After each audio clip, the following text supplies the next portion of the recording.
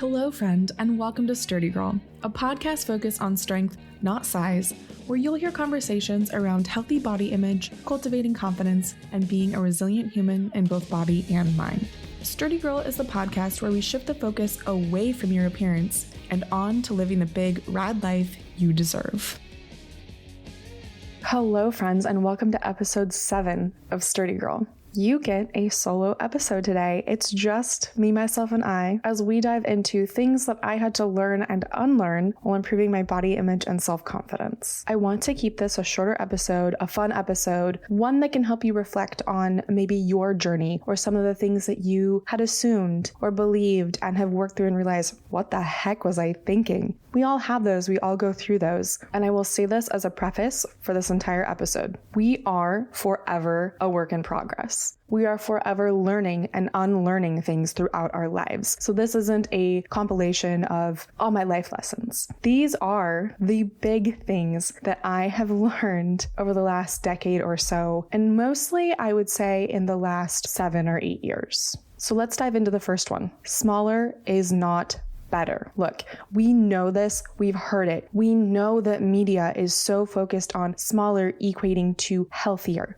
We've heard that, but have we actually internalized the fact that smaller isn't better? Because that's something that I feel like we continually have to work on. For me, learning that shrinking my body did not improve my body image. The focus on making myself smaller only made me spend that much more time and energy and brain space on diet and exercise when that energy could have been spent on living a more intentional life. It could have been spent on living out experiences that had nothing to do with how my body looked. I spent so many years as a runner trying to quote unquote look like a runner, lose 5 pounds because my running coach at the time told me that I would get faster if I just lost those last couple of pounds. And along these same lines, health does not have a size. So keep that as food for thought, because maybe there is a better quality of life to be had, in your case, from losing a few pounds, from changing your body composition. But most of the time, we get so caught up in the vortex of needing a flat stomach and a big butt and a smaller pant size, smaller waist size, all of those things, when that doesn't lead to any health benefits. So that was lesson number 1. Smaller is not better. The next thing that I unlearned was that performance does not equal worth. I equated my worth to my performance. I was a runner for over 10 years, everything from 5Ks to 50Ks, and my worth and my sense of self came from my performance. Believing that my body has to look a certain way to be that kind of athlete, to try to get smaller, right? To be a quote unquote better runner, to look more like a runner. Equating the checked off workout as a reaffirmation of my self-worth, of my value as a human. Eating, sleeping, living my life around performance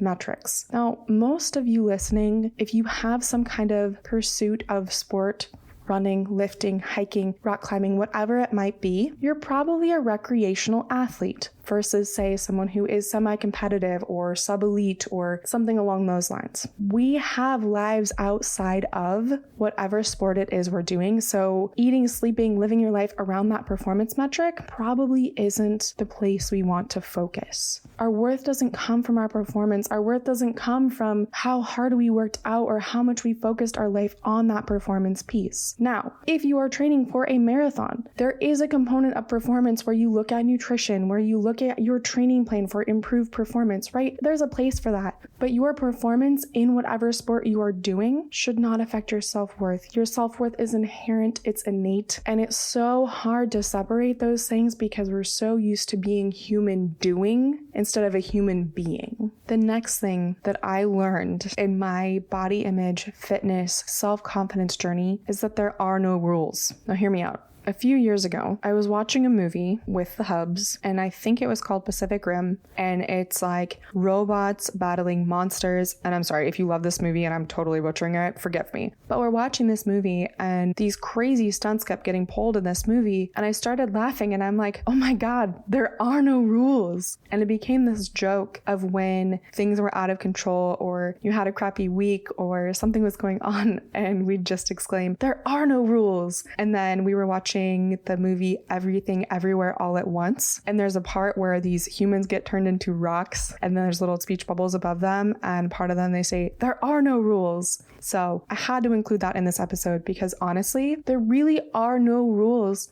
to how you live your best life. Truly, there are no rules when it comes to how you need to eat. There is no one perfect diet. Screw all the fad diets. Food does not have morality. There is no one right answer for how you should live your life. There's no one perfect exercise modality. You get to choose how you want to live, what kind of choices you want to make. Sure, we can look at things on an informational basis and understand that for our bodies to thrive, there are certain nutrients, micronutrients, macronutrients that are needed for body processes to go smoothly, for us to have energy, to feel good. But you can choose how you want to eat. You can choose how you want to move your body because there is no one perfect way to move your body. Now, are there guidelines for frequency and intensity of strength and cardio training to maintain muscle mass, for metabolic health, for those kinds of things throughout your life?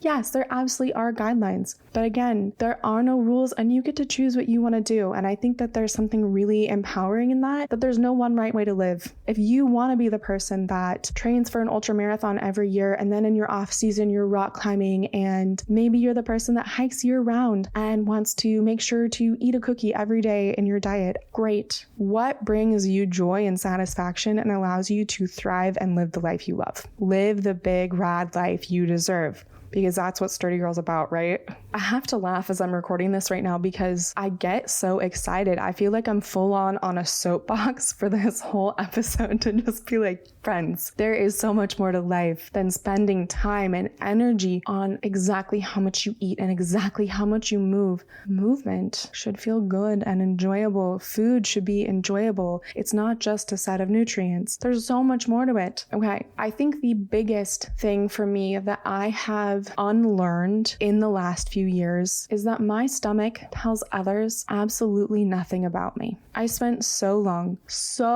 long with my stomach as the source of shame, the source of my shame. I tried in middle school, high school to learn belly dance and embrace my stomach, and it did work for a time. And it took me many years and actively working on my body image to realize that my thought process was, if someone saw my stomach and saw the visible fat and rolls and the cellulite that exists there, that I would be seen immediately as a failure. That my quote unquote inability to have a flat stomach meant I wasn't disciplined enough or dedicated enough to live this particular lifestyle as identified as a runner, a lifter, a coach, a human being trying to live my best life. For me, it felt like such a source of shame, a source of failure, because I couldn't achieve a flat stomach, couldn't get rid of all of those rolls. And honestly, if I had to pinpoint one thing that was the turning point for me, because again, to be honest, I'll probably struggle with some form of this my whole life. I don't think those negative thoughts are ever going to fully go away. But the big turning point for me was getting into powerlifting. And I'm not saying you have to get into powerlifting to work on this yourself, but the shift away from the obsession in the running world of becoming smaller, which that conversation has shifted a lot, but getting into the powerlifting space. Powerlifting is not about your size. It is going out there and giving your best effort, testing your strength, seeing what you're capable of, getting curious for how much of a challenge you can take on. It helped me embrace how your body changes when you gain muscle. I remember reaching out to my coach at the time when I first started. I think I was about 8 or 10 months in. We were in the thick of training for my first powerlifting meet. And I remember messaging her and saying, oh my God, Alyssa, my pants don't fit anymore. My scrubs are too tight in weird places. And this is really overwhelming. And realizing that my clothes didn't fit the same way they used to because I had gained muscle mass. Clothes were fitting differently. And being able to accept that that added muscle mass allowed me to pick up 150 more pounds off the floor, that muscle mass allowed me to feel so much more strong and confident, and was such a turning point for me to realize that the answer isn't getting smaller. The answer isn't trying to make my stomach fatter. In fact, my waist has stayed exactly the same size while adding on muscle mass over the years with powerlifting, but my core strength has increased exponentially. And now there's so much less energy and thought given to how my stomach looks. When I get dressed, yes, I focus on the clothes that feel good, that I feel comfortable in, that I like, but I don't obsess as much now about how much does my stomach show in this? Do I want to wear the crop top today? Does it feel good? Because my stomach is no longer my source of shame. It is no longer a source of anything. It is just part of my anatomy that I have come to accept. And you know what? I still don't love my stomach, but I don't really care about it in the context that I used to. And I think that's my big point here, because showing my stomach tells people absolutely nothing about me. And while we're talking about bodies, let's go into the fifth thing that I've learned in this never-ending journey, and that is that you can do both. Now, if you're an OG human who has followed me on social, you will remember that the original tagline to my coaching to Everwild was, "You can do both." And that was in context of being a hybrid athlete of running and lifting both. But in this case, I'm talking about being able to simultaneously accept your body as it is, body acceptance, and want to change your body. Because there are these camps that seem to exist that say, if you want to love and accept yourself, you can't be trying to change your body as well. You need to learn to accept yourself as is. That's at the end. And then there's this other camp that says, if I love and accept my body as it is and don't have the desire to change it, then I've given up. I can't accept it as is, because then I'm going to lose the momentum and motivation and discipline, or whatever other term you want to use, to keep working out and keep moving my body. You don't have to belong to one of those camps. You can accept your body, whether that acceptance is body love, body appreciation, body positivity even. But that acceptance piece of, I accept my body as it is. I accept that I am a human that is so much more than just a body, but I also want to change my body composition or something about my body. There is nothing wrong with doing both. Now, we've talked about how much our body image is internal brain work. It's beneficial to do this work first before delving into wanting to change our physical appearance. Because again, changing our appearance isn't going to magically change our life or how we feel about our body, right? Losing the weight, gaining the muscle, changing our bodies does not automatically improve our life. Now, again, context, there are some people whose body composition is such that decreasing fat mass can improve their quality of life. Suddenly, they're able to keep up with their kids, go on the hikes they want to, do the things in life that they want to do. But just because we want to change our bodies doesn't mean we can't at the same time have a healthy relationship with ourselves. That's my point. And that, for me personally, is still something ongoing. It's something that I continue to work on, but it's something to grapple with, because a lot of books that you will read about improving your relationship with yourself or improving body image talk about diet culture and talk about being anti-diet, talk about dismantling those pieces and not subscribing to any of it. But there's a gray area, and there's a place to be in the messy middle of both.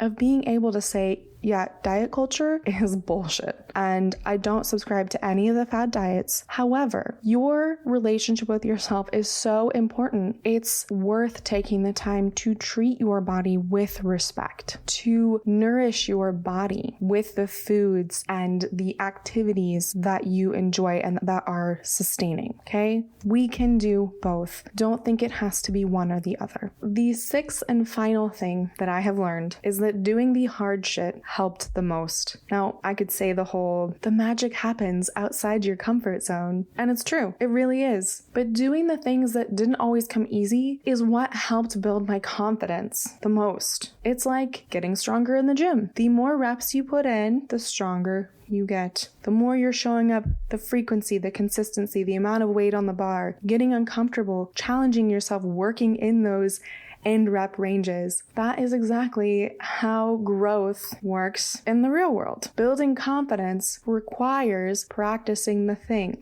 If I wanted to go become a public speaker, the more I practice public speaking, the better I'm going to get. Doing the hard things, the scary things, the things that put us outside our comfort zone, showing up, deciding for me, showing up and deciding to create a podcast, recording myself editing my voice for hours afterwards. You guys, I get so tired of hearing my own voice, so I'm so glad that you enjoy listening to me. But showing up, putting in the reps, because if we go back to that episode, if you haven't listened to the episode on building confidence, I highly suggest going back to it. We learned that confidence is a skill. It's a skill that's developed by being willing to try, being willing to take that risk, being willing to take action. Confidence is built in action. So what are you going to do that's hard and puts you outside the comfort zone? And those are all 6 things, major things that I have learned through building confidence, through working on body image, through my fitness and health journey. I feel very buzzwordy saying that. But just to recap, smaller is not better. Performance does not equal worth. 3, there are no rules. 4, my stomach tells others absolutely nothing about me. It is not my source of shame any longer. 5th, you can do both. You can work on a healthy, flexible body image and want to change your physical appearance. And lastly, doing the hard shit helped the most. This was so fun. Okay, before we end this episode, I do want to go over some of your submissions on the things that you had to learn or unlearn in your own journeys. I had a number of you submit that learning that foods were not good or bad was a really big component in your journey, learning that foods had no morality. And then I had probably a dozen different submissions that were variants of saying that it was learning to be okay with not being a huge fan of certain parts of your body, but that those parts don't cancel out the parts that you do like. I really appreciate that, but at the same time, the reminder that you are so much more than just a body. You are so much more than the sum of your physical parts. And then lastly, I love this submission. They said one of the things that they learned was understanding why they want to improve their body. Is it for me or for others' attention? And yes, so much yes to this, because if you can develop that awareness around why you've set a goal or why you want to change, it allows you to do some introspection to say, did I decide that suddenly I want really big shoulders or I want to lose X number of pounds because of something I saw while reading the news or scrolling social, or my friend so-and-so posted about some new fitness thing that they're doing? I don't know. I'm trying to think of a specific example here, but oftentimes if we can figure out why we are desiring that change in our bodies, having that why can be so powerful and so important, because maybe that why is something that means a lot to you, where you've done the work on your body image. And yeah, great. If you say, Jess, I want to build bolder shoulders, we're like, heck yeah, let's do that. You're allowed to want to change your appearance and change it in ways that you like and enjoy, just so long as you're not doing it for other people, that you're doing it for you. Such great submissions. Always happy to start conversations on Instagram at sturdygirl_. If you want to talk more about any of these things, if you want to share about your journey, things that you have learned or unlearned, building confidence in your body image, in fitness, in health, here for it, love it. Hope you enjoyed this solo episode. As always, thank you so much for tuning in, and I will talk to you next Wednesday. Stay sturdy, friends. If you enjoyed this podcast episode, please feel free to follow, subscribe, like, whatever the heck you do with podcasts. As always, stay sturdy, friends, and we'll talk to you next week.